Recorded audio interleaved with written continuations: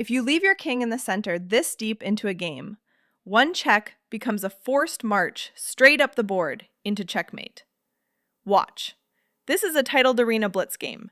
2 FMs, and get this, both players berserked, 90 seconds each for the whole game. They race through a Slav defense, trade off the dark squared bishops, and white develops everything.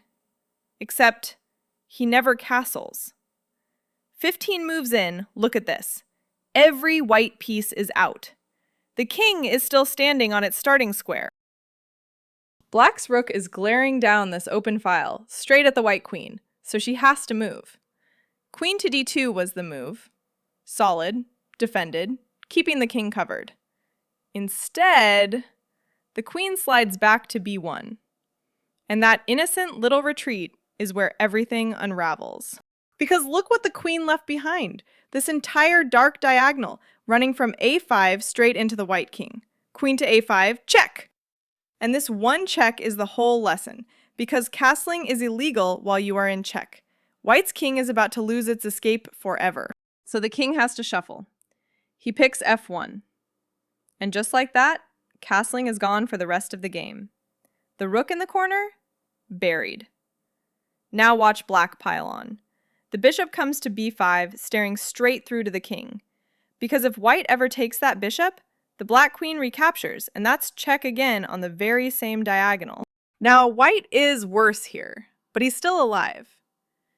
The computer just wants him to hunker down and defend.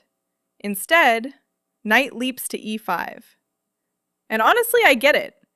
Gorgeous central knight, eyeing f7. But back on f3, that knight was doing one quiet, critical job. Guarding d2. The exact square the black queen has been drooling over since that first check. Watch the punishment. Knight to e4.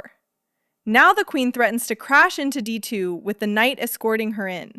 White needed to trade rooks or tuck the king into the corner and suffer.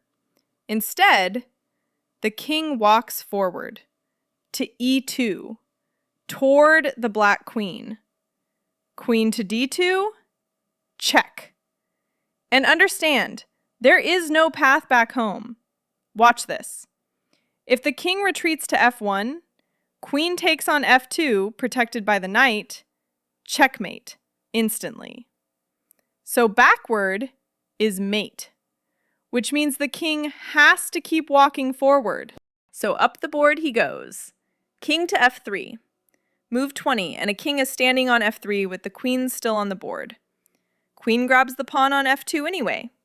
Check. King to g4, the only legal square. Queen scoops the g3 pawn too. Check. And now, for the white king, there is exactly one square left on the entire board. King to h5. 5th rank. Deep in enemy territory. And now, the knight that escorted the queen hops back. Knight to f6. Checkmate. Look at this picture. The queen seals every square underneath. This pawn covers g5. This pawn covers g6. And the knight hits the king itself. From the moment the king stepped forward, it was mate in 4, and every single reply was forced. White's pieces were fine all game. His king just never made it home. Let me know in the comments when you spotted the mate, and hit subscribe if this lesson stuck. Because if you leave your king in the center this deep into the game, one check turns into a forced march straight up the board to checkmate.